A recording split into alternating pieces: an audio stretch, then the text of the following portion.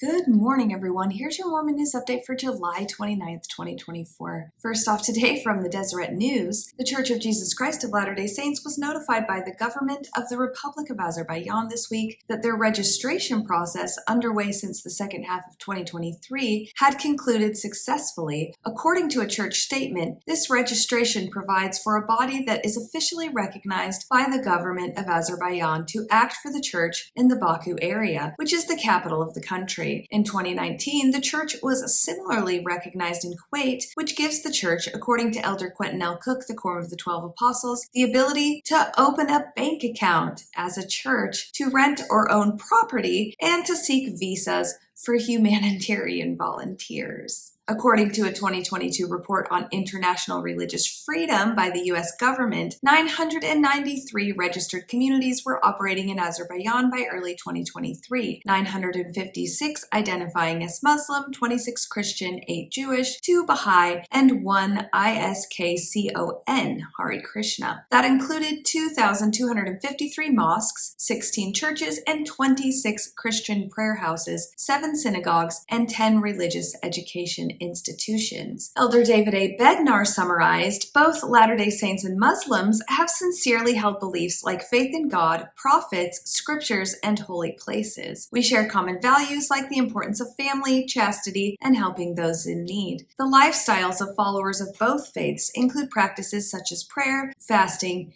and protecting our physical health. Next, from the BYU subreddit, a telling little blurb about what it's like to be young and Mormon. Married housing waitlist? Hey y'all, my girlfriend is currently on her mission and we just submitted an application for family housing with our availability date being January 1st, 2026. So we submitted 18 months in advance, the earliest you can apply. Does anyone know how it works to apply this early? We will not get an offer until a few months before our availability date, or might we get an offer much earlier? Edit. For context, I proposed privately a few months before she left with a sterling silver CTR ring that has a few small diamond stones on it as a temporary engagement ring that she can wear until she comes home. She still wears it on her ring finger every day. Some may call it a promise ring, but we consider ourselves engaged. Before we applied for housing, she emailed her mission president asking permission and explaining our situation, and he responded with overwhelming support and encouragement. To sum up, these people who are probably in their early 20s or late teens think that they are ready for marriage and also think that they need some sort of support or permission from this girl's mission president to apply for housing. And now we will go to sportsillustrated.com. Since the beginning of BYU athletics, many fans have wondered where athletics at BYU fits within the overall mission of the Church of Jesus Christ of Latter-day Saints. BYU is owned and operated by the church, and its mission is very unique compared to the schools that it competes against in sports. Amateurism in collegiate athletics is evaporating, and it will be gone for good when athlete revenue sharing is introduced. Is BYU willing to adapt to a new era of college sports and pay athletes? Does the church leadership care about BYU's competitiveness? BYU is now in the Big 12, and being competitive at the P4 level will require more investment than ever before. On Saturday night, BYU President Shane Reese addressed the long-standing question of BYU football's fit within the mission of the church. Reese explained that it is critical for BYU to be different from its peers. I think that it's critical for us to be different, Reese said, to have things that we do that are distinctive. Reese gave a few examples of BYU being unique last year, like turning tailgates into service projects and bearing the state flags of its opponents for road games. Reese explained that BYU's mission should not limit the Cougars from being competitive, and that the mission of BYU doesn't fully shine if football is not competitive. We want to go on that field, and we want to be competitive, and we want to hit people as hard as we hit anyone else, right? We want to be out there really digging in and competing hard. That's an important part of the mission of the university, to shine, Reese said. It doesn't shine if we're not competitive on the football field, but it doesn't mean we have to do it the same way everyone else does. And I love what happened last year. I saw hearts changed, and at the end of the day, if we're going to be an institution that says that we're believers in Jesus Christ and we follow Jesus Christ, it's got to manifest itself in the classroom. It's got to manifest itself on the football field. If I think back to what I know about Jesus, he definitely loved football, and it was very important to him. And now to the Deseret News for a story from the past. Fred and Scott, everyone called him Scotty back then, were in the middle of a 6-day Boy Scout backpacking trip in the rugged mountains in northeastern Utah. They had just completed a 10-mile hike over Dead Horse Pass when someone in camp shouted out, "Hey, something's wrong with Scotty." He wasn't moving. He didn't appear to be breathing either. Word soon reached Fred, the trip's de facto leader, a position thrust on him chiefly because he'd done this very hike the year before and could make sure they didn't get lost. It had been a tiring day. Scotty had awakened with a cough and a scratchy throat, and Fred had spent most of the day nursing Scotty along the trail. He'd hoisted the 90-pound boy on his back for 5 or 6 miles when he complained he couldn't walk any farther. Now what? But the mood changed when Fred got to Scotty's tent and noticed everyone had stopped talking. 2 of the other adult leaders had arrived on the scene ahead of him. This was a troop affiliated with the Church of Jesus Christ of Latter-day Saints from a ward in Pleasant Grove. Fred, an outsider and not a Mormon, who'd been invited on the trip because his in-laws lived in the ward, caught the tail end of the priesthood blessing the men were giving Scotty. "We command you to live until we find help." When they were finished, Fred felt for a pulse.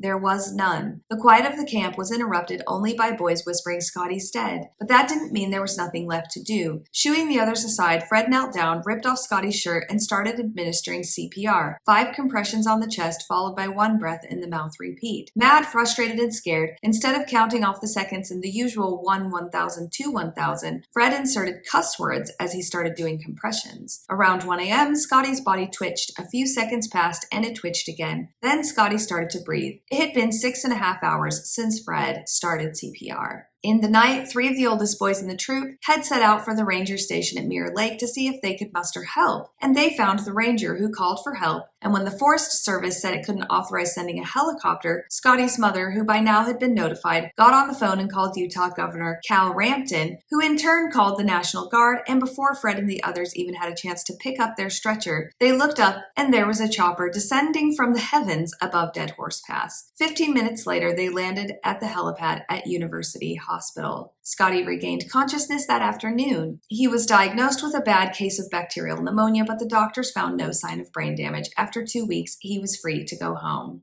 Miracle stories such as this one are actually quite difficult for me because while I like to celebrate when good things happen to people, it also highlights how picky and particular God is when choosing who to save and who not to save. I was scrolling through Instagram a couple of weeks ago when I saw this painting. It's what appears to be 2 very strong, buff white men dressed in some sort of cloth underwear roaming around in the mountains. It was posted by a Book of Mormon, which made me wonder what it was referring to. So I read the caption, which explains a little bit about miracle stories. Why is God swift to rescue some people out of adversity while others must continue to endure? Why are some healed but others required to live with their infirmities? In our Book of Mormon study this week, we read that Alma and Amulek, so this painting is Alma and Amulek, the buff white guys, were made to witness as innocent believers were executed by fire. When Amulek asked why they could not call upon the powers of heaven to rescue them, Alma told him he was constrained not to intervene, for the Lord receiveth them up unto himself in glory, and he doth suffer that the people may do this thing, that the judgments which he shall exercise upon them in his wrath may be just. So God can't punish people unless, of course, he first allows them to burn other people to death.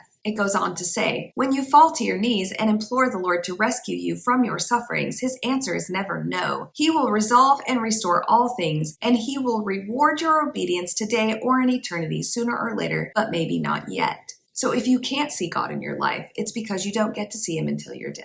Whatever your current pit of fire, it is not your end. It's the middle. It's part of your story. Here is where you decide whether your tale will be one of tragedy or triumph. You can decide to depend on the might of your Redeemer Jesus Christ, whose strength is more than sufficient for whatever burning pits you face in life. The adversity you endure now will one day have meaning and value that you could not have done without. Until then, have faith on the Lord. Have a hope that ye shall receive eternal life. Have the love of God always in your hearts, that ye may be lifted up at the last day and enter into his rest. Alma 13:29. He will be with you, even in the fire, even until the end.